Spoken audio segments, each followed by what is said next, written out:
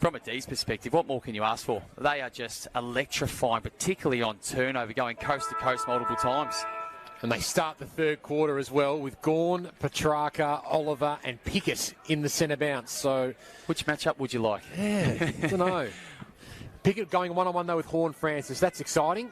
But Taron Thomas trying to get the first clearance of the half. Pickett went in again, but well played by Coleman Jones to get it to Horne-Francis. And Greenwood sends it inside 50, but well read by the D's. Hibbert able to intercept and go back in towards the middle of Casey. That is Petrarca marking and finding Sparrow, who's had a lot of time on the ball so far today, Tom Sparrow. And the D's through Spargo, who kicked a terrific goal in that second quarter onslaught. The D's using some patient build-up here. Petrarca pulls the trigger with a long, high kick, and McDonald will fly from behind, but Ben Brown was in front, and that long reach on display again can go back and look to put through his third goal. I really like that by the D. So they just crib their way up the far side. They just take that 15-metre option, just get themselves into a position to launch a little bit deeper. If they had kicked it from that initial possession, it's probably going to land about on the 50-metre arc, and it's a really dangerous position to try and defend if you turn the football over. Take that additional 15. Petrarca then goes long and allows the key forwards in Ben Brown to launch at the football. And here's this run up again. Touches the sight screen and he does. Works his way into the arc, hoping for goal number 3. He's been kicking the ball superbly so far today. It doesn't look great off the boot that time. Might still be in play. In the end, Josh Walker happy to thump it through and over the line for a boundary throw-in. That was a change of style from Ben Brown. That wasn't his usual walk straight kick through. Had a little bit of flicker in the air with the legs. If you're going to experiment, this is the time to do it, I suppose, isn't it? I reckon he needs to experiment. Is he at that stage in his career? I reckon what he's been doing, he's been okay. It's a very good point, Nicholas. Brayshaw goes off the deck. You're kidding me. Almost out of mid-air. It looked all right off the boot. Brown trying to crumb, but in the end, Kane Turner was there to save the day for the Roos. To Zeeble, to Young, wasn't the 15. Forced into a rush kick. Marnie kept his feet, but then was immediately wrapped up. But Core provided some great overlap run there and kicked up towards half-forward, but the D's so well set up. Tomlinson, Oliver, Salem just gets boot to ball, and May can reassess for the D's. Just so well set up behind the football. The threat is minimal. They have layers of defence behind the footy. Goes towards Mackay and Brown. Josh Walker arrived and thumped it away. Rivers paddled it towards the advantage here of Chandler, who lost control but was out of bounds. Oh, in fact, it's a free kick going the way of North Melbourne. Looks like it's Marnie on the far side. Is. So I just wanted to try something different for North Melbourne. It's not about necessarily getting back into the game and winning it today, but just to trial holding a really strong forward structure, whether it be that 6-on-6, because still, once again, there's 2 extra Ds behind the football that are just holding their defensive depth. So I haven't seen too many fresh faces out there. Just on the... For the Demons, we're just looking in front of the bench here, and Sam Wiedemann and Toby Bedford. Having a bit of a look at in the fourth quarter. Saw yesterday at the Essendon Bulldogs game in particular that some players only played 1 quarter in the end, and that proved beneficial for both Tex Wanganeen and Nick Martin, who got list spots for the Bombers. Filling up those last 2 list spots as Pickett explodes, and with a left foot, pinpoint precision to Ben Brown. Can't help but mark it, Ben Brown. Cosy Pickett on the non-preferred. Just a thing of beauty, isn't it? The D's. So I just wonder, you speak about what is the perfect preparation? And I know the last couple of years have been really disjointed, and we have to be agile and flexible in everything that we do. Knowing that most clubs will have a normal preparation, given that it is only today's practice match and then the pre-season competition next week. What is the ideal time that some of these A-graders are going to play today?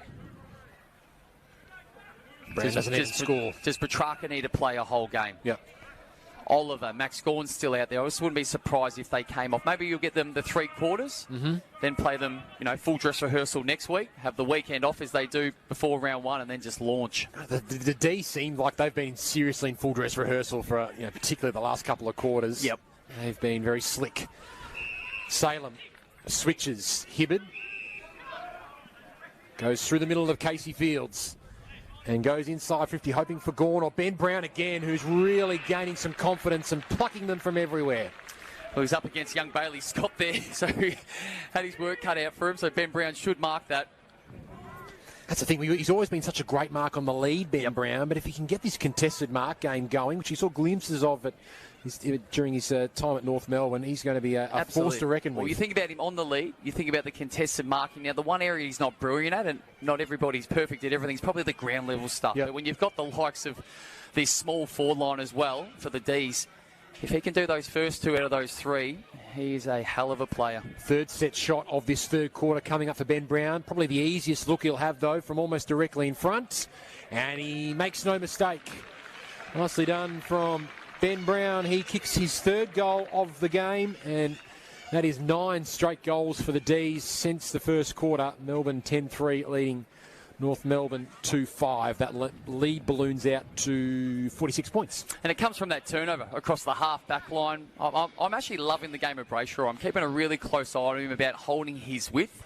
So Hibbert had the ball from the switch kick coming back through the middle. Brayshaw was on the near side as an option. Now, if Hibbert doesn't want to take it and goes forward, that's his right. But without the Brayshaw width in the onto the wing, that option's not there for Hibbert as he goes forward. So have a look at Bailey Scott. He's 186 centimetres. Yeah. So he was always up against, so that's a dreadful mismatch. A little bit unorganised behind the football, but Ben Brown having a lovely day. Good to see Angus Brayshaw also having a great day. Recovered well from that well-earned cigar after the grand final from Premiership last year. As I've been watching a little bit of American sport. It's a tradition. Yes. Haven't seen it a great deal in our country, but you can do whatever you want, I guess, when you win a flag. Gawn sends it long and deep. Phillips waiting to pounce. Heavy tackle from Harms. And he wins a holding the ball free kick. You could hear the slap on the arm as Harms laid that tackle on Phillips. And he can have a set shot. Well, he's a good kick of the football. I just wonder whether there's starting to be a slight breeze to the left of screen. So going in favour of North Melbourne just by the reaction. This might give us a good look to see if that breeze has just picked up a tiny bit. 26 years of age, James Harms. Still plenty of great footy left in him. Gives it a good ride. No issue at all. Lovely straight kick from Harms, who becomes yet another multiple goal kicker in this game. He's got 2. And he becomes the 4th multiple goal kicker for the Demons, who continue to pile on the points. They lead by 52. And what's really pleasing with Harms and his growth, he was a tagger a handful of years ago, or that negating midfielder. He's then become that half-forward, impactful player as well. And we saw that work that he did in that second quarter, I believe it was, the work rate from the half-back flank to the forward pocket to kick a goal. But he's also prepared to do it at ground level. Get after the opposition. Young Phillips probably caught by surprise at the speed of Harms closing him down. And once again, another lovely finish. 11 goals, 3 is beautiful kicking for your first outing. So that is 7 goals, 2 since half-time. Sorry, since quarter-time for the Demons. And the Kangaroos still haven't kicked a goal since the first quarter. Goldstein won that one. Petrarca burst his way through, but again, Thomas is waiting there. He's found a fair bit of the ball today around the clinches for North Melbourne. But no clean entry here inside their forward half as Smith's happy to see it over the line. So Mackay's gone to Ben Brown as he makes his way up the ground. So he's the deepest forward. He's coming up to roughly the centre circle on the far side. So they hold a really strong forward structure, the Ds. They've got 5 in front of the football. Gawn applies the big tackle there on Young. Really made him earn that. And on the flip side, Coleman Jones coming out of the goal square with Larkey.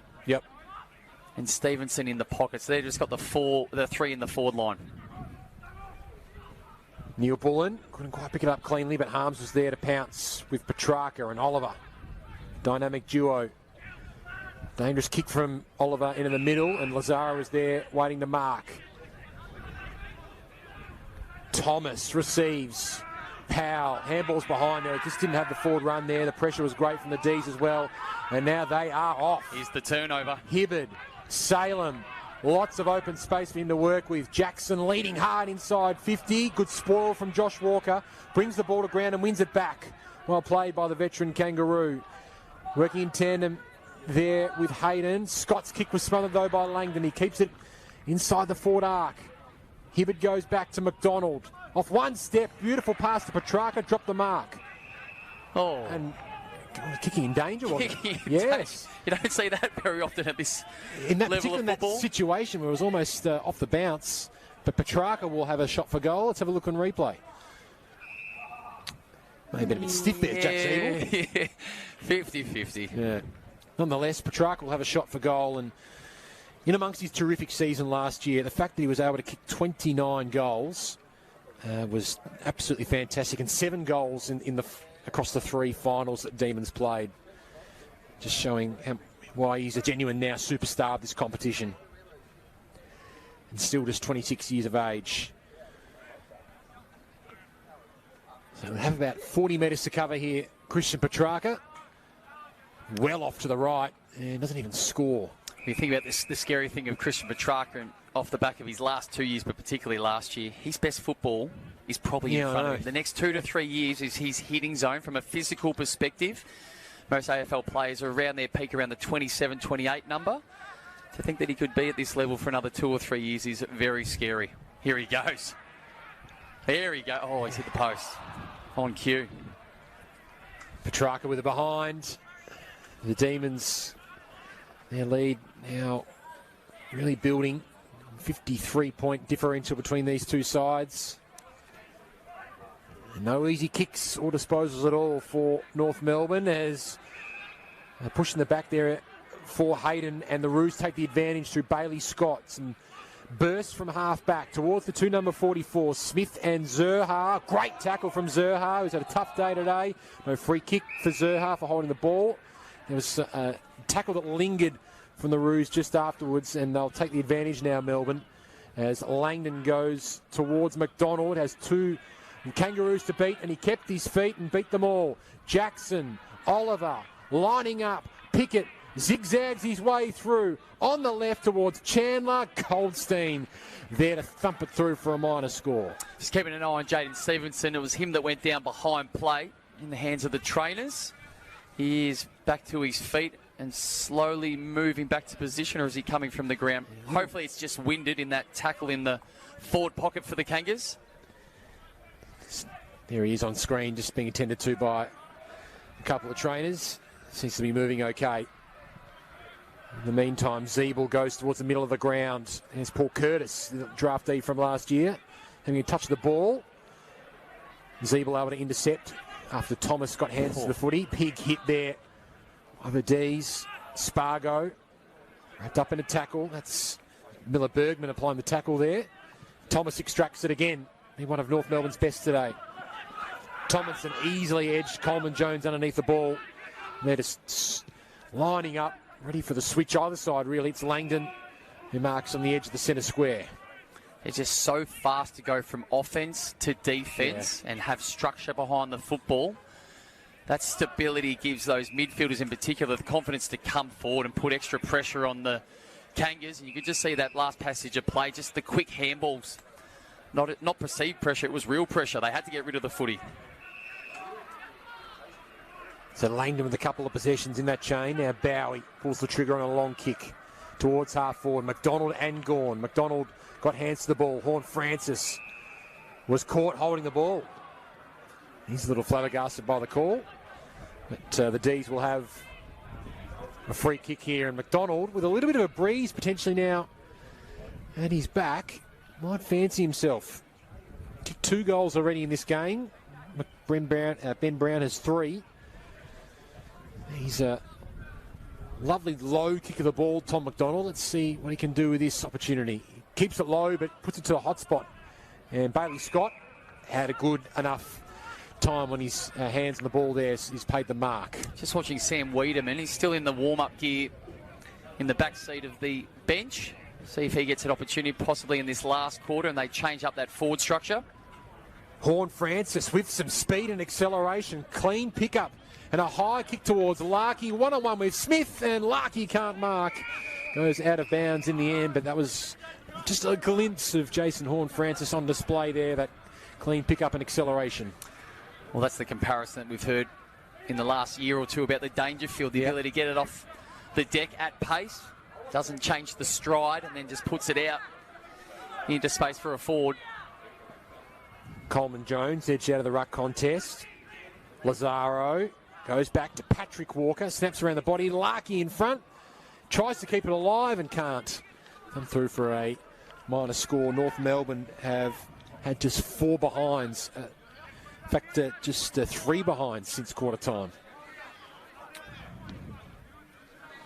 Well, those 2 goals they got early in that first quarter as well, Benny. Yep. So it has been extremely tough going.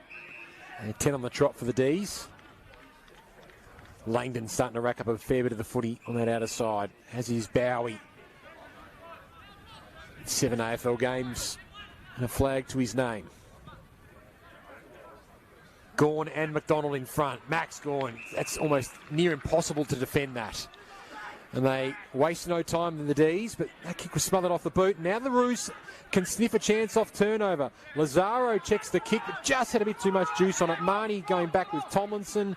Tomlinson moving really well across the ground. Kick just a little off target, but Jordan keeps it alive. Young smothers it over the boundary line for a throw-in. It does always worry me, though, for a first game back. Tomlinson going and then changing direction extremely quickly on a sharp angle. Just those little steps. Make sure that knee's fully recovered. Just see Did it well, though. Callum Coleman-Jones is limping to the boundary line as well. He'll get some attention. We'll keep our eyes on. Appears to be left knee from this advantage point, Ben. And we'll keep our eyes on that as Oliver extracts now to Rivers, who gave it straight to Powell. A rare turnover, and Powell pounces. A goal against the flow. That breaks a 10-goal streak from the D's, and Powell gets North Melbourne's first since the first quarter, and the pick 13 from the 2020 draft. Who played 13 games last year. Certainly a player that Roos fans are very excited about. Absolutely, and that's a lovely finish. I think you get a glimpse. Have a look at this on the replay. 1, 2, 3. Get your body organised. Line up towards your target. It's a lovely finish, and one of the rare mistakes from the D's. That's good. It's just every now and then, but you just want a little bit of reward for effort, and clearly they're not getting the reward in regards to the scoreboard pressure. They are getting little wins by getting some young players opportunities. We just spoke about Horn Francis, but you speak about Powell and the opportunity that he'll have. He'll be given every opportunity to get games this year, you'd like to think. He'll get exposed at times because he's young and it's all part of the learning. But just little moments like that would warm the hearts of North Melbourne supporters. Say, okay, I see why everyone's speaking so highly about this young man, as he's at this centre square bounce. So Goldstein doing the ruck work because Callum Coleman-Jones has gone up the race for the Kangaroos. We'll keep our eyes on him and bring you any news that we have. As the Roos again through Lazaro, just starting to get involved a little bit more in the game, Lazaro, but turned it over. May to Oliver to Salem. Great tackle, Horn Francis. Forces the turnover, and his fellow draftee in Curtis with a left foot kick towards the goal square. Marnie off the deck, kicks the goal. And just like that, the Roos have 2 in a minute. And Jack Marnie has 2 goals for the game, and that was some of their young guns getting involved there, North Melbourne, with Lazaro and Curtis and Horn Francis, and then ultimately Jack Marnie. Well, they've all gone to Horn Francis to say well done on that fantastic tackle. The aggression and the power and the ability to stick that with a strong player coming the opposite way. As we have a close look at this on the replay. So here comes out Oliver, trying to create that overlap handball through Salem. It's a great chase. It's an 18-year-old tackling a 26-year-old there. Yeah. But that 18-year-old's rare. Yeah. We've got to put that not all 18-year-olds are able to do those sort of tackles halfway through the third quarter. And once again, nice reward for effort. Marnie getting in front of the footy and finishing off the work up the field. 2 majors now for Jack Marnie, and the Demons now holding a 41-point advantage. We've got just over 10 minutes remaining in this quarter. Goldstein and Jackson to do battle. Greenwood in this centre bounce, man up on Harms. Push out is called. Will be going the way of Jackson from the ruck contest. That was just the threat of Jackson jumping straight over the top of Goldie. A little nudge. Jackson towards half forward. Brayshaw almost wasn't expecting it there with Patrick Walker. Brayshaw able to get his hands on the ball though. Feeds it to Rivers. Kick inside 50. Fumbled. Allowed Neil Bullen to pounce, and he's one player you don't want to give an opportunity to. Luckily though, the Kangaroos had a saviour right on the last line of defence, and it was Josh Walker who forces a rush behind. And plays on quickly. Goldstein. Stevenson. Work it out in the end. across their defensive 50. Good to see him back. So he was just winded from that contest earlier this quarter. Just wonder where Jaden Stevenson has the most impact for the Kangas. We've seen him have a handful of games through the midfield where he gets a lot of the football. We've also seen him be damaging forward of the football as that crafty player inside forward 50. If he can put his pace to good use as well, that wing position, he can be a real handful for opposition sides, can't Absolutely. A lot of the onus is on him to do the work, to put himself in those positions to get more of the football. What a kick from Pickett. Oh, Harm's got a bad bounce in the end. It was well set up, though, by Pickett. Sparrow applies the tackle, able to get hands free the Roos in the end. Josh Walker puts it towards Turner's advantage. Turner handballed it along the turf. That is deemed okay in the end, so it'll be tossed back in on the edge of 50 with the D's holding a 42-point advantage. You're right there, Dale. You've had a shocking day with your pen, it looks like. I love 4 pens. Yep. I only use 4 pens, and my favourite colour, blue, has just leaked all over me. I look like a squid. I've inked all over my pad, which has really frustrated me. All thoughts and prayers to Nick Del Santo here in the commentary box as Sparrow goes towards the Truson half-forward area. Oh, Pickett almost picked it up cleanly off the ground. Horn Francis starting to get his hands on the ball a little bit more. That kick just held up in the breeze ever so slightly.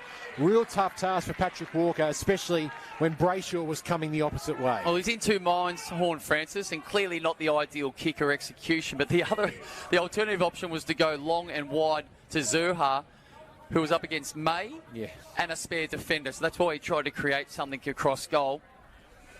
Another opportunity to learn. Work through it, a little bit of problem solving as well. That didn't work, okay? If I'm in that situation again, what do? I'll take yardage. We'll get it as far away from our goal line as we can make it.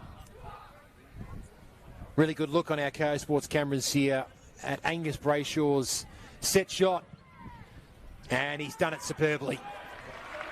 Great kick, Brayshaw. He's got his first. The D's get one back after 2 consecutive North Melbourne goals. And Angus Brayshaw, you mentioned his role last year. Might not get as much of the ball, only kicked the 3 goals as well, but it's all I've heard you talking about today is how important his role is in the structure. And you watch a Melbourne game, you see Langdon own a wing and you see Brayshaw own the other wing, and it just works. Well, we just saw it just then. So he was covering the exit. So his role in that passage of play was not allow the Kangas to have easy ball to the near side, which would have been the open side. That's where the Kangas ultimately want to go to move the ball smoothly or almost uncontested from one end of the ground to the other. So he teases the opposition to think you can have that kick, knowing full well he can come forward and close it. And that's why I'm a fan of his. You know, every club has that style of player. And we look at his numbers sometimes, and I'm as guilty as anybody. Go, geez, Brayshaw's only walked off with 10 or 15 touches, and he's played on the wing the whole day. Yeah, that's why. Yeah, he does things so the others, particularly inside, can go to work and get a lot of the football. Phillips able to get the clearance here to Horn Francis. Future of North Melbourne on display there. Taylor towards Curtis. Clean gather there from the draftee. Back to Horn Francis. Another high kick from the number 1 pick. And easy pickings there for the D's to thump it over the line and out of bounds. But good to see Horn Francis just lift his output a little bit more in this third quarter. Sort of when he arrived at the club, everyone thought he was just a round 1 shoe-in. Certainly has the body for it, but he's wanting to have a good hit out here. And it appears Max Gawn is done for the day. He just casually walks past us and into the rooms. Rest easy, Melbourne supporters. It's by his own choice. He's just had enough for the day. He's done the work. Horn Francis taken high. So we'll have a look at him at a set shot opportunity here. Jason Horn Francis taken way too high in the tackle. Now the 18-year-old who was such a star with South Adelaide last year on really sort of a changing of the narrative when he had 3 goals in that preliminary final for South Adelaide. That was the moment, wasn't it? It was. That was the talk in the AFL world that this guy's number 1, and off the back of playing against men and kicking those 3 goals, he's good enough at this level. What's he got in a set shot from a really tough angle? He'll go across goal, big fly over the top from the Roos, and Zerha couldn't get hands to it. And it's through for North Melbourne, 7th behind of the day. When you think about the amount of work, Gavin Brown, the head of development at North Melbourne, Tom Lynch has just joined that crew. Yes. I reckon there's a couple of others. Tom Lynch from Adelaide and St Kilda. So they've got a huge responsibility, that group of men in that development program, to help, support, nurture this large crop of youngsters making their way in their AFL career.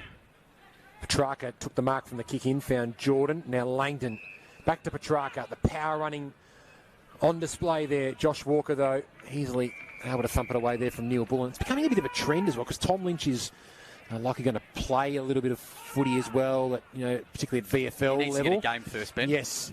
Tom Lynch needs to earn his stripes if he's going to play VFL. He's no shoe-in. Right. But like Tyson Goldsake did that at Port Adelaide as well. Seeing a few. Neville Jedd's going to do something similar at Collingwood this year, play some VFL footy straight out of AFL footy while being a development coach. Horn Francis with the free kick here. I think that's a really good way to balance it as well. And without knowing for a fact, there's a little bit of a soft cap conversation, I think, in there some way. How do you manage money knowing that it's been a really tough couple of years and the spends at clubs aren't what they once were? So how do you still get really good people, educated people, really good with the young emerging players within your football club? How do you get them involved? And how do you get them to have an impact and support other guys? Nick Larkey able to get his hands on the ball there. And Larkey and Zerha have had very little room to move, or very little easy ball for them today. Thomas presents just outside the 50-metre arc. There are so many red and blue jumpers back, though, so good luck finding a target. But Zerha did his best to provide one. Curtis's kick was smothered. Neil Bullen picks up the crumbs, exits from defensive 50, and Tom McDonald got a cruel bounce, allowed Taylor to have another opportunity, and Curtis marks and wheels onto the left. Inside 50, Larkey in front, but it went behind him, and Joel Smith able to intercept last line of defence with 3.5 minutes on the clock. That was good by Smith. It was him that got crunched by Zerha in that previous inside 50. He was down for a moment, looked to touch Proppy with a leak concern, gets back to his feet, takes proactive position, and then gets that intercept mark. The D's holding a 47-point advantage. Brown and Jackson. Jackson up high. Down there is Sparrow. Arms able to spin easily out of the Phillips attempted tackle. And Petrarca almost set his teammate off there, but intercepted. There's Josh Goda, the number 31 for North Melbourne. The second-round draft pick from last year, having his first disposal. Ruse able to switch here through Core. Taylor checks the kick and well weighted as well. But Core got a bad bounce, and Langdon has got so much leg speed and cleanliness below his knees. And the D's here are off. Bowie over the top to Neil Bullen, shanks the kick. That's an opportunity gone begging. But how about that individual piece of brilliance from Langdon? He's a superb player. Think about the way his game's grown. He was a really good, solid player at Fremantle a couple of years ago, and the way that he's fitted into this system. It's more than just playing your role as a winger. He controls an edge. His running power and his overlap run is as good as anybody in the competition. His skills have improved, particularly by foot.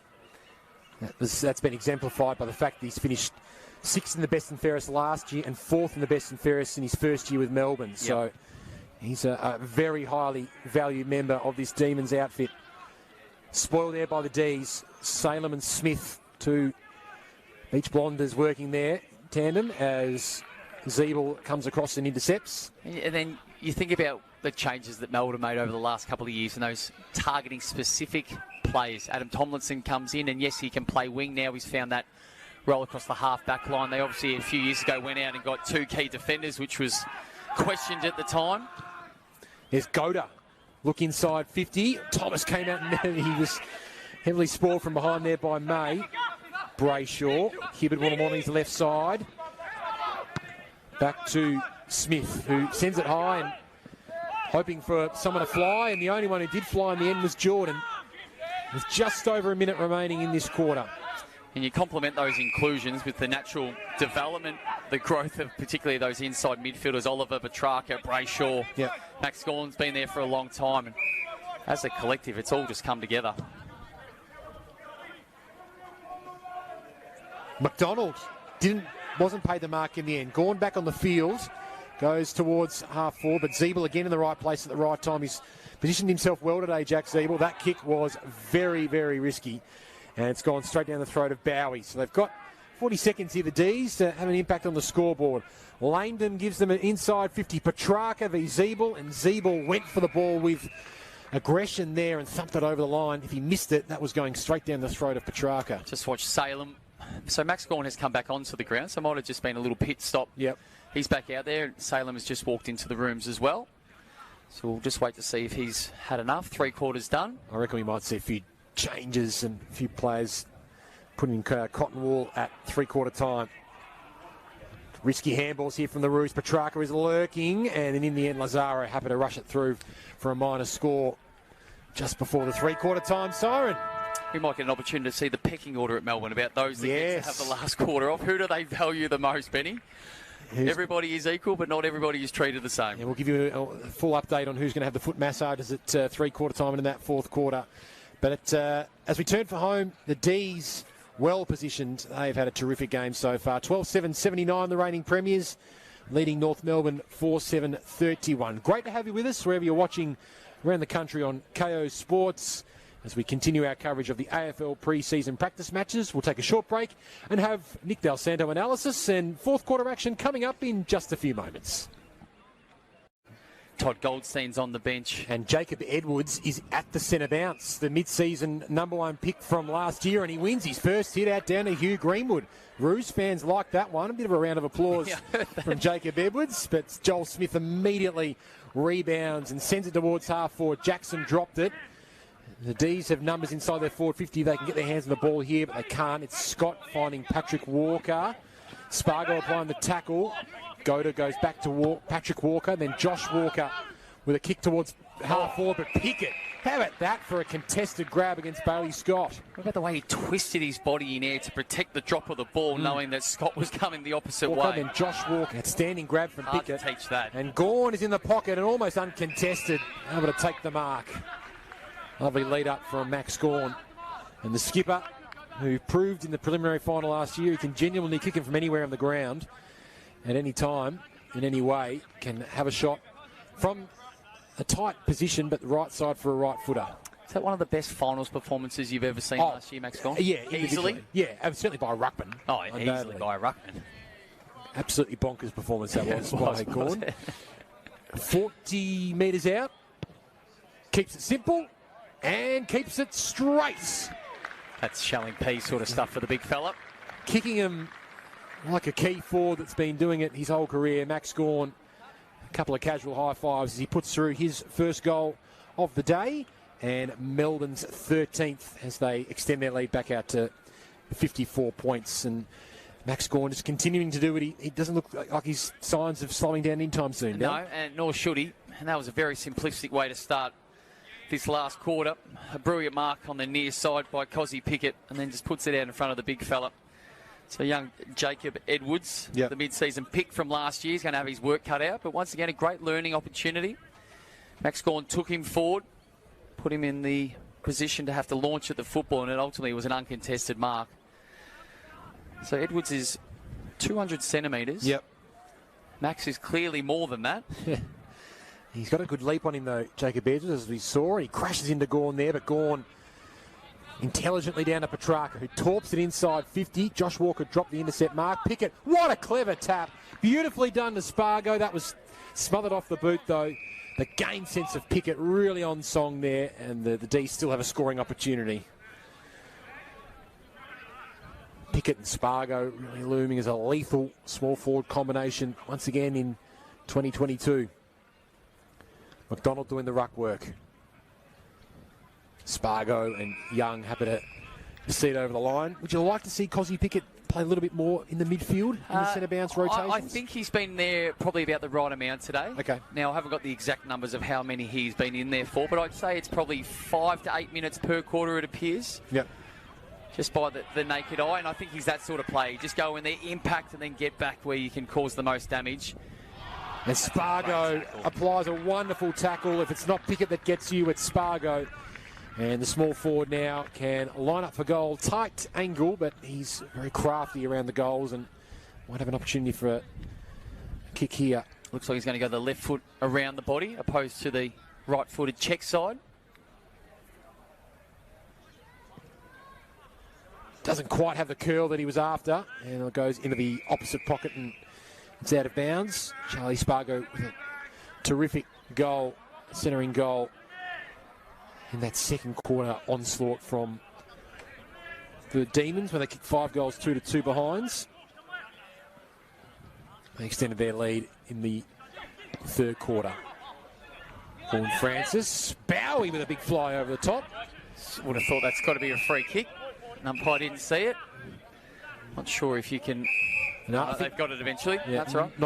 Non-controlling umpire helping out there. I think he was blindsided, the near umpire. There was a handful of players in his line of vision. Just watching also Stephen May heading back into the rooms as well with a couple of trainers. I just watched him walk from the deep 50, 100 metres behind the play. Yep. And I just thought, well, that was his time to say, you're done, come from the ground. But not when you walk into the rooms with two trainers. That's a different conversation. Okay, so keep you updated if we hear anything from there. As Hibberd, probably the first blind kick we've seen all day from Melbourne, inside 50, and Josh Walker gets an easy intercept mark.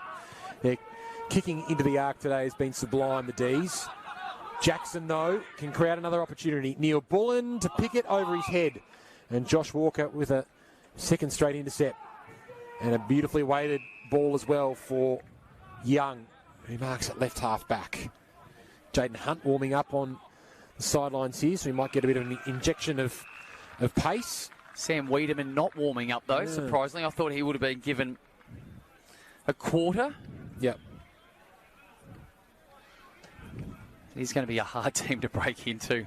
Imagine being in that team selection each week. Wouldn't you love to be a fly on the wall to hear the conversations from the coaching staff trying to work out their best team still Bailey, week in, week out. Still Bailey Fritsch and Jake Lever and Jack Viney and Melksham all involved in selection conundrums as well, as Petrarca unloads from beyond 50 and kicks the goal.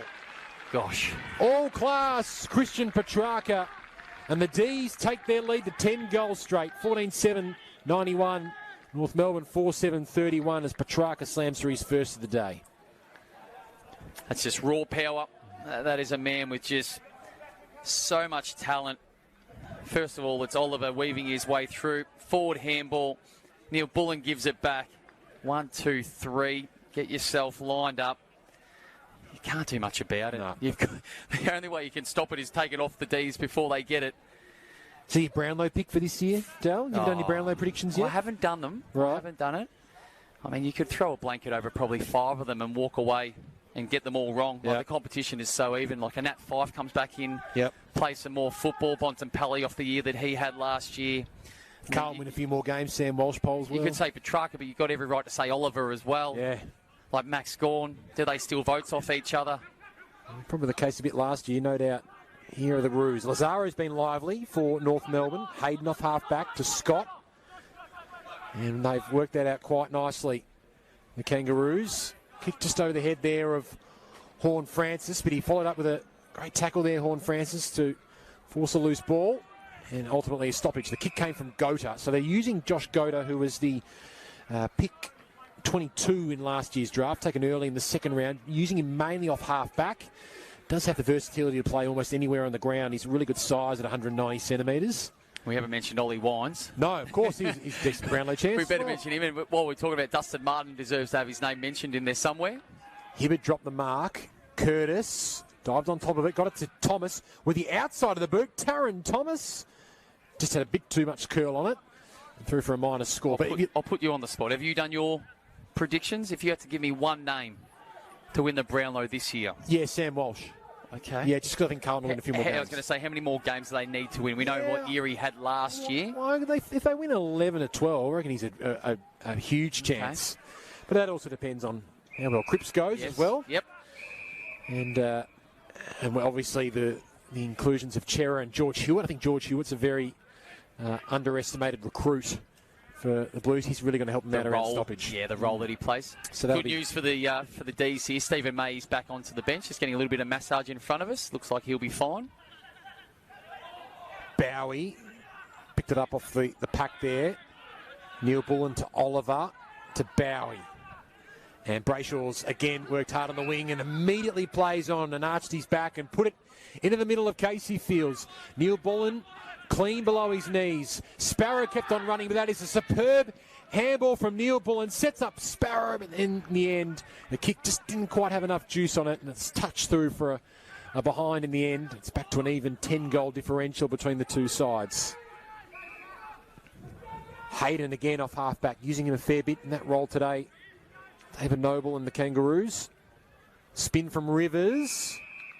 He's tackled over the line and out of bounds. Just the confidence that the D's have on turnover. They don't go back to support. They have one person there that's riding shotgun. Everybody else is getting into a position to attack. Watching the half forward start to lengthen. Where can they get the football next? And by the time he gets to Brayshaw, he's got 2 or 3 options already in front of the footy. Curtis couldn't take it cleanly. Langdon did. There's a free kick for holding after the handball was released, and it looks like it's going to go the way of North Melbourne. Good signs from Paul Curtis, who was taken with pick 35 in last year's draft, the Western Jets product. Yep.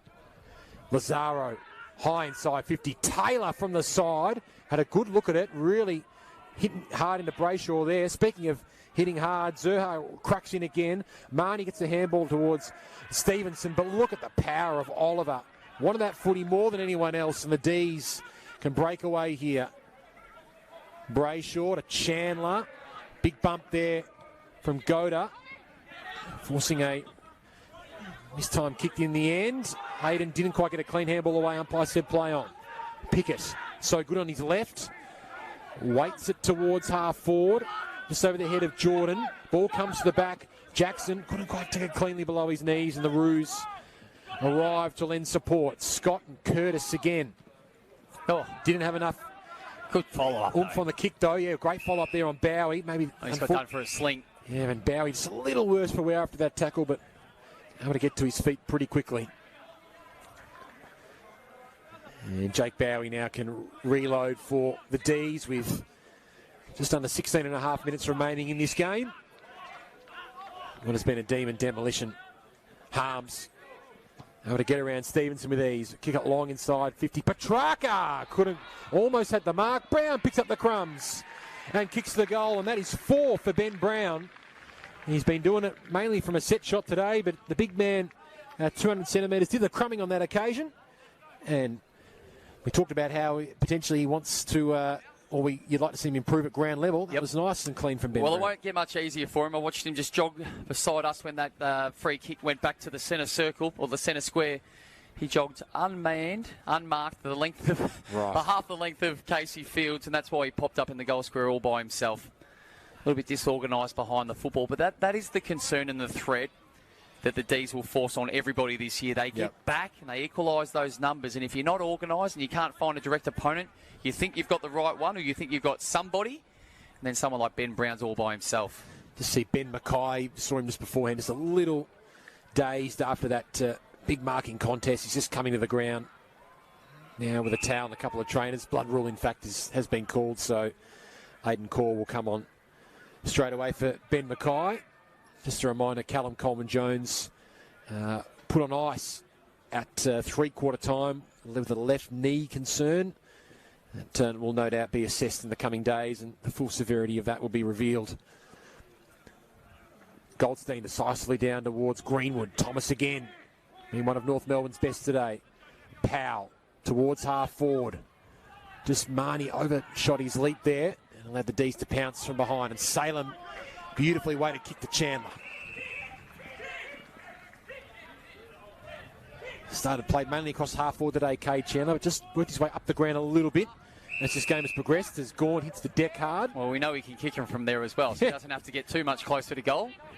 It's one of the biggest goals I reckon I've ever seen. It was absolutely nuts. What a kick there from Gawn as well to Petrarca. Now he's within range. And considering the time that it's taken the D's to get forward here, the Roos have been able to get numbers back. So we're going to ride this Christian Petrarca set shot from right behind as well. We saw him kick a wonderful goal on the run from beyond 50 at the start of this quarter. What's he got from a set shot? Christian Petrarca, All-Australian last year, finished second in Melbourne's Best and Fairest. Of course, won the Norm Smith medal in a successful premiership campaign. From 52 metres, didn't quite have the accuracy on that occasion. Clearly got the distance.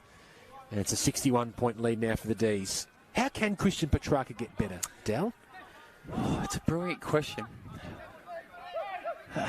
Well, there's always areas. Now, you've got to be really detailed. You've got to be really critical to find areas for improvement for Christian Petrarca. It was probably his ability to convert in front of goals. It wasn't that long ago that was his one area. If you wanted to be, in the conversation of a Dustin Martin, that style of player, then you've got to finish off your good work. He was getting shots on goal, or at goal, and just was missing.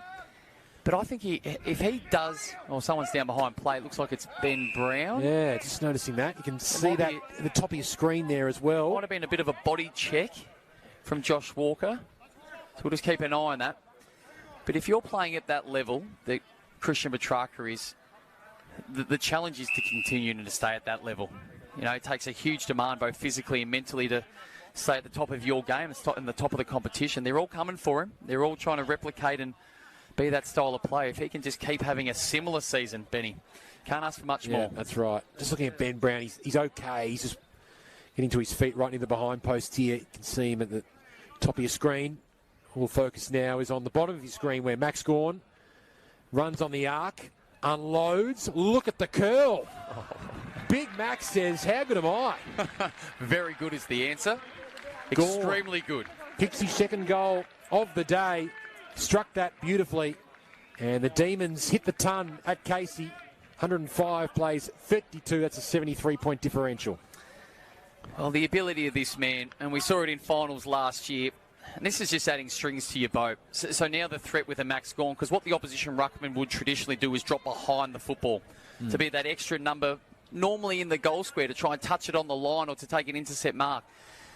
But if your opposing ruckman, being Max Gawn, is now kicking him from 50, are you going back to the goal line and trying to support your teammates, or are you actually playing on your direct opponent knowing that he is more than capable in a pre-season game, in a grand final, in a prelim? Yeah. He does it on all stages. Yeah. He's just a threat everywhere he goes. He comes to the bench after that goal. That's his second of the day.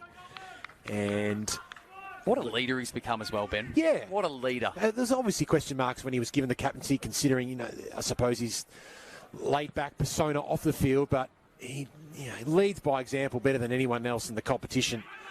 Petrarca and Oliver and Harms combine from the centre-bound stoppage there, but Pickett's given away for a free kick for pushing the back, so Turner will be given an opportunity here. So you mentioned we've been watching Sam Wiedemann all day, and he's got the training top off now, Dal.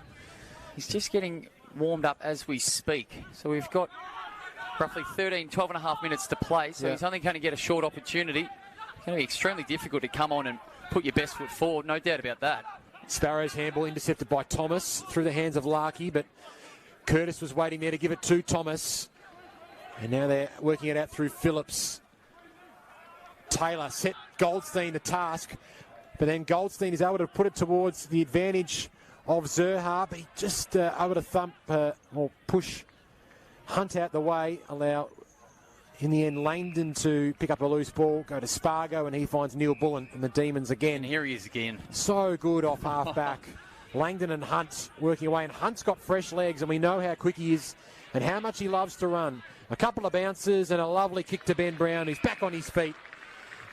Unselfishly plays on, hoping for McDonald.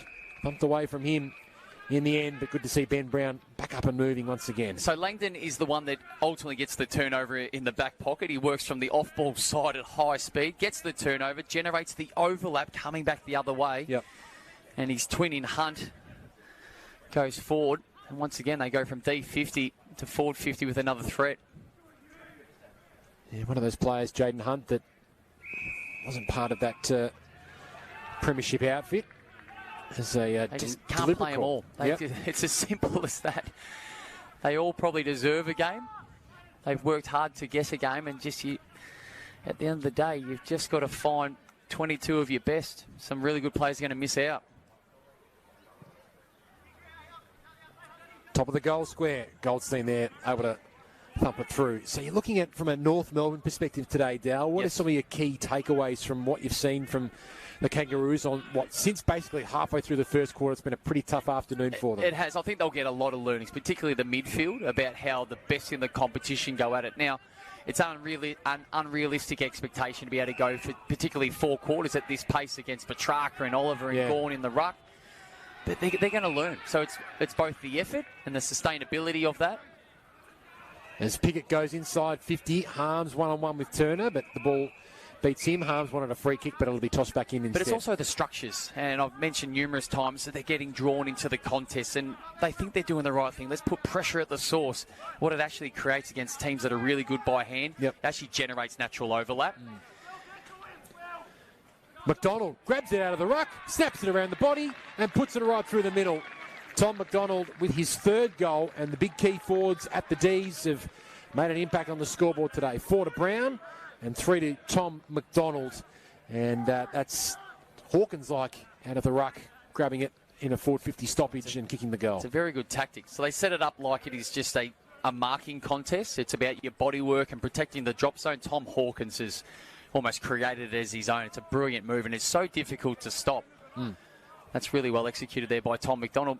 So from a Kangas perspective, it's clearly been a really tough day, particularly after the first 5 to 10 minutes of that first quarter where they got on the scoreboard, had the ball in their forward half for, large chunks of that first quarter. But this is about growth. You look around and almost to a man, where's an obvious win against the D's? Yeah. What particular matchup can you walk or come to the ground today and say, hey, I feel really confident we're going to win this particular matchup? Just getting organised with the 6-6-6. Yeah. So maybe a warning against the Kangaroos. So we've got Edwards going up against Sam Wiedemann in the ruck. So Wiedemann is in the ruck because I'm looking at the bench and Gawn and Jackson are both sitting on the pine. And it doesn't matter because the D's have got the clearance. Sparrow paddles it to Oliver. And can he get a lick of the ice cream? He certainly can. It's grand final day again. Look away now, Bulldogs fans. As look at that. Oliver explodes out of the stoppage and kicks his first of the day. And it is a demon fiesta here at Casey. Let's have a really close look at this. So have a look at Oliver and his initial handball. This is a give and go. Wins the contested. That's put up in the air and he's already off. He knows that ball is going to be given back to him cleanly or surged forward. Look at that burst out of that centre square. That's deja vu. Yeah, it is. That is deja vu, and the celebration's very similar. Yeah. Different location, probably different things on the line today, Ben. I think so. But what a player he has become. An incredible ball winner, and now with that running capacity and the skill execution. Last year he won his third best and fairest in his 6th year with the Demons. And he's applying the tackle there on Horn Francis, but Edwards is able to find Phillips and Lazaro. Marks and plays on immediately. Sends it inside 50. Zurha was leading up. Marnie crumbs again. Clean hands there to Zurha. Edwards just fumbled at the wrong time, trying to get himself involved in the game. Zurha handballs back. Scott's got a good look at the goals here. Snaps around his body and didn't have the juice on the kick. And Langdon has worked all the way back to his defensive goal square to intercept that ball. Dangerous kick though. And it might give Marnie an opportunity to try and sniff out a third goal. Curtis, wrapped up by Tomlinson, and umpire will ball it up. Just thinking about Clayton Oliver, if there was one piece of his game that you would take, what would it be? What's his best attribute as a footballer? Well, he's the number one contested possession player in the competition last year, so his ability to win the hard ball would be right up there. He's just so powerful now, isn't he? He'd take that attribute every day of the week. I know it's more of a characteristic. I think he's the ultimate competitor. Right. And the contested possession and his dogged attitude for everything that is in his area is as good as anybody in the competition. He wants that ball as more than anybody else on the field, and he puts his nose over it when he has to. He's ferocious when the opposition have the ball. But he also seems like he's become a smarter player as well. Yep. His creative nous on the outside has been just as good. There he is applying a tackle, Oliver, and almost forcing a repeat stoppage, rather. Horn Francis got a handball in there. Young immediately wrapped up by Petrarca. And the nightmare that the opposition, in preparation of playing the Ds, who do you put your emphasis on? Yeah. Who do you? Not many teams have taggers, but you can have someone that tries to negate or at least cool the opposition's best midfielder down. Is it Oliver? Is it Petrarca? If Cozzy Pickett's in there, is he your biggest threat? And he goes on the left, and he's wheeled onto both left and right foot with aplomb today. Beautiful handball from Petrarca. Puts it in front of Sparrow, who just misses. We were talking about the players beforehand that to help the Ds go to the next level. Yep. And they're really giving Tom Sparrow a good look at stoppages today, or a good run on the ball. maybe he's the player. He's played 28 games for the D's now, 21 years of age. He played 21 games last year. Maybe he's the player that can help the D's on-ball brigade go to the next level. And keep in mind, Viney's not here today, so he's a walk-in start in that midfield as well. It just creates opportunities for the coaching staff as well. Like you speak about Cozzy Pickett today. Well, if they need it that particular week, Cozzy Pickett can do it. Melsham can do it. Harms can do it. They've actually got a handful of players outside of their core that can pinch hit if the opportunity arises or if it's needed. Wiedemann grabbed it out of the ruck, just able to get a handball away. Harms to Spargo. McDonald tried to position himself there against Josh Walker, but Edwards jumped in front and intercept marks. The mid-season pick one from last year. Lazaro again, been busy. Sees to switch on the outer side. Only Scott breaks away. Scott was an important member of the team last year. 17 games for the father-son pick. I believe he got a rising star in his first game. Yeah, he did against the Eagles. Stadium. That's correct. Had a good first up hit. That was a game where they got thumped as well by the Eagles. Horn Francis tried to win himself the free kick. None forthcoming. It'll be balled up directly in front of goal with 6.5 to play. Todd Goldstein, Tarrant Thomas and Jack Siebel all trying to get back on the ground with, as you mentioned, 6.5 to play. Zerha trying to get a little bit of free space here, and he's won himself a free kick. Yes, that was by the non-controlling umpire. So Zerha can have his first kick for goal for the day.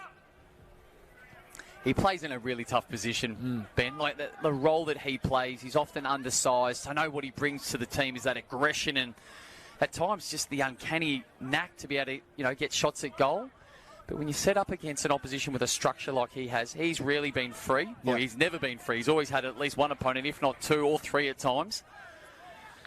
Directly in front, Cam Zerha. And he just squeezes it in. Late consolation goal for the Roos, but importantly for Zerha, a nice confidence booster on what has been a really tough afternoon where he's barely had any green grass to work with. Doesn't look overly thrilled by that as well. He knows it's been a tough day. A nice finish and a little bit of reward for his effort because it hasn't been a lack of effort.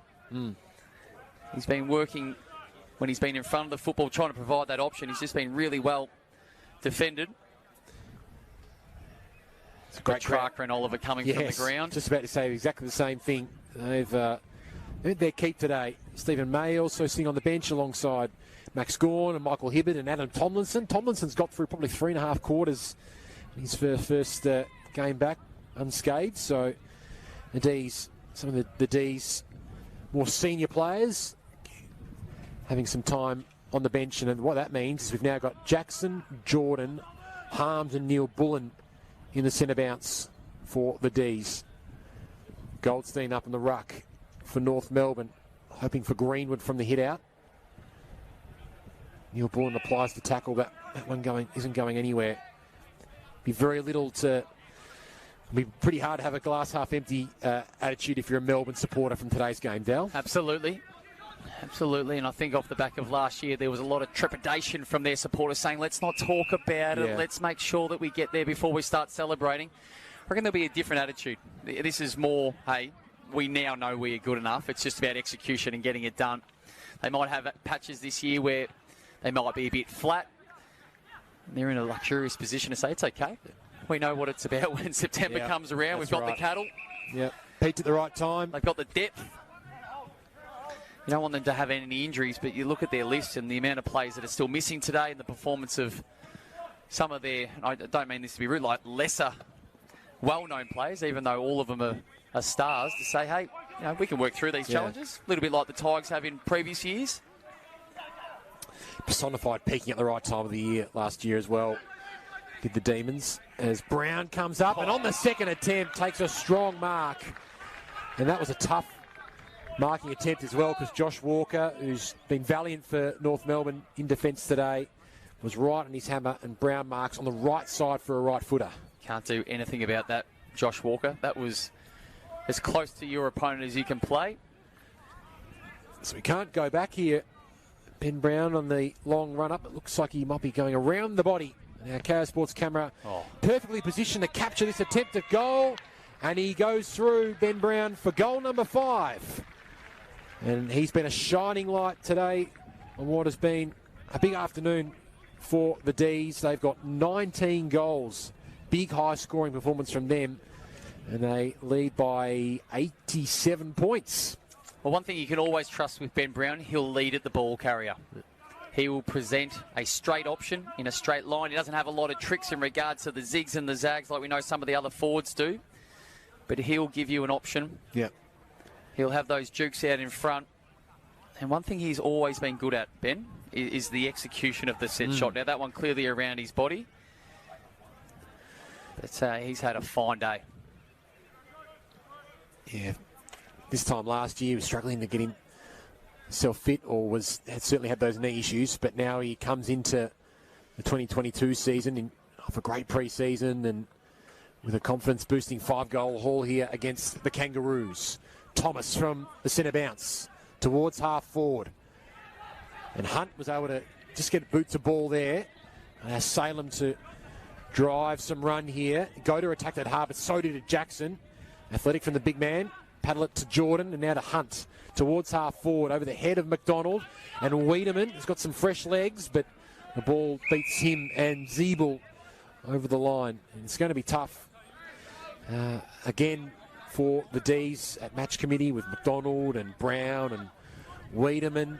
So many key position players to try and squeeze into this lineup, and the fact of the matter is, Dale, they're probably not going to be able to fit them all in. That's the reality of the situation. Just a little injury concern here behind play. Salem just coming from the ground in the hands of the trainers, limping, so it looks to be a lower leg concern as Harm snaps one around his body on the non-preferred.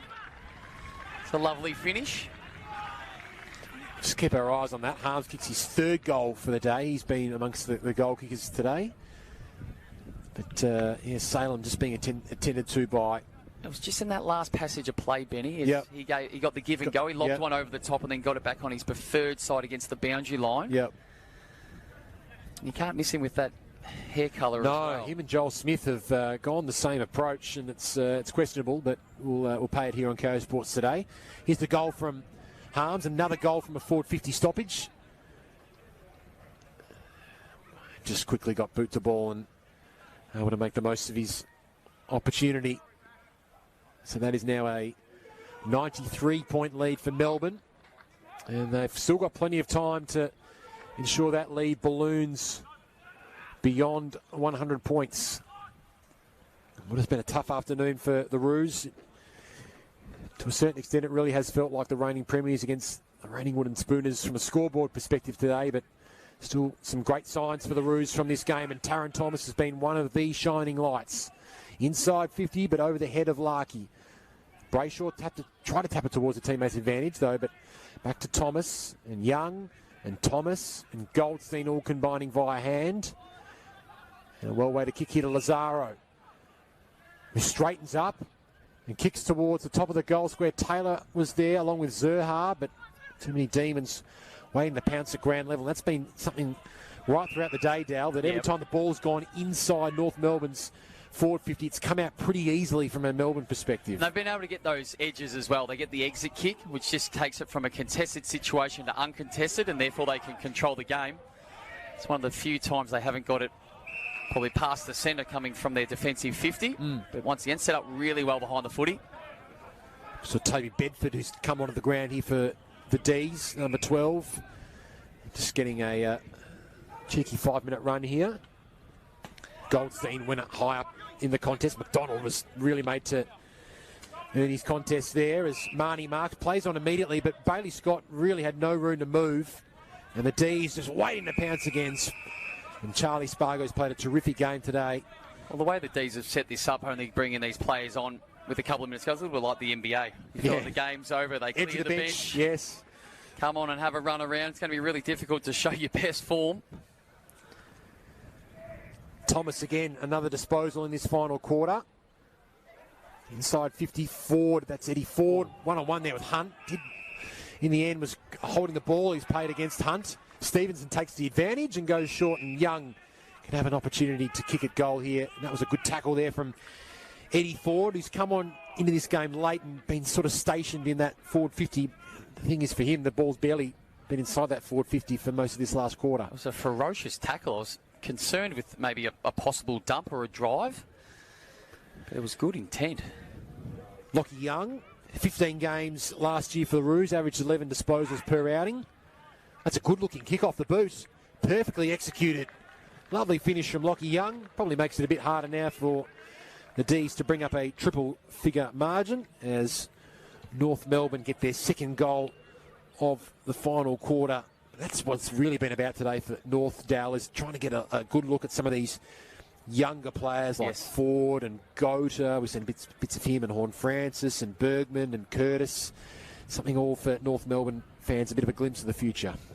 Well, if you're a young North Melbourne supporter, you get to pick your favourite player that you're going to watch for the next 10 to 15 years. Now, clearly, Horn-Francis is going to be an easy one, but you know, you've read out a couple of names. I reckon you could go another 5 to 10 from there. You think, okay, you know, this is the core or the nucleus of what the next decade will look like, and they've just got to fit the pieces around it. Obviously, support and develop this core group, and then just find some extra pieces. Yep. You know, Todd Goldstein won't play forever. Jack Zeeble won't be there forever. So you need to find that stability. Who's going to be the next leaders of this football club? Pickett again, that clever little 1%er. Try to paddle it towards the teammates' advantage, but they have the numbers at the back here, North Melbourne. Gota to Scott around the body. Nicely tapped there by the D's. Rivers got it courtesy of a tap from Jordan, but Rivers' kick was out of bounds on the full. So maybe one final forward foray here for the Kangaroos. They've got 20 seconds left. But Bailey Scott's turned it over straight to Chandler. Play on is called. So Chandler's going to go for Brown, who's eyeing 6 goals. Ball comes to the back. Wiedemann has a chance. Dribbles it along the ground.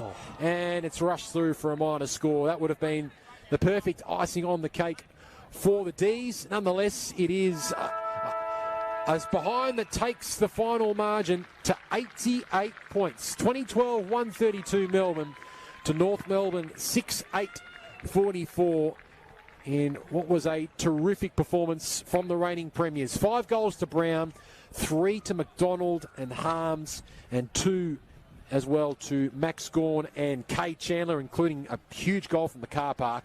And there was one multiple goal kicker for North Melbourne. That was Jack Marnie with 2. Everyone else got singles. Lovely day for footy, Dal. And in the end, Demons fans will be smiling ear to ear with what their team has produced today. And so they should be. They've been waiting to see their team roll out off the back of last year's performance. And they could not be any happier. You know, we spoke about the possibility of a couple of injuries. They all look perfectly fine. So they've got the players and the amount of work into those players that they wanted. But just the system of it, Benny, wasn't it? It was just a team trying to find what their best football could look like in North Melbourne against a group with the D's. It's just enhancing and just growing what they've been building over the last couple of years. Their execution, you know, their understanding and their trust in each other to say, hey, you go win the football or you go defend. I'm going to get to the next point because I know you don't need 2 or 3 people getting to the football. On the flip side, it's where the Kangas are trying to get to. That understanding and that trust of, okay, I can't impact. So what's my next responsibility? What's my next task, and how do I help the team? But the Ds were devastating on turnover. From their D50, their ability to move the football forward. You speak about Ben Brown and the goals that he kicked. It's the looks that he got off the back of that ball movement. He is an outcome, and their forward line at times is an outcome of what happens up the field. Petrarca, Oliver was exceptional again today. Like you could speak about every single player. They all did exactly what they had to do. From a North Melbourne perspective, they had a real good look at a defence without Robbie Tarrant. It forced certainly Josh Walker to stand up along with Ben Mackay. But all through the midfield as well, we saw Taron Thomas in particular really get a lot of the ball as well. And that's probably the more on-ball time that Taron Thomas can have. That's a mighty exciting prospect for Roos fans. Absolutely. And we speak about, you know, the options that it gives them. You want to get your best players in positions to impact the game. And for Taron Thomas, he's a good ball user. He makes really good decisions. But he also has that X factor that we speak about. So instead of just quick kicking it like some players may do, particularly out of a stoppage or a clearance, he can create something. You know, that does it by himself, or he brings others into the game to get more bang for their buck coming out of the middle. That's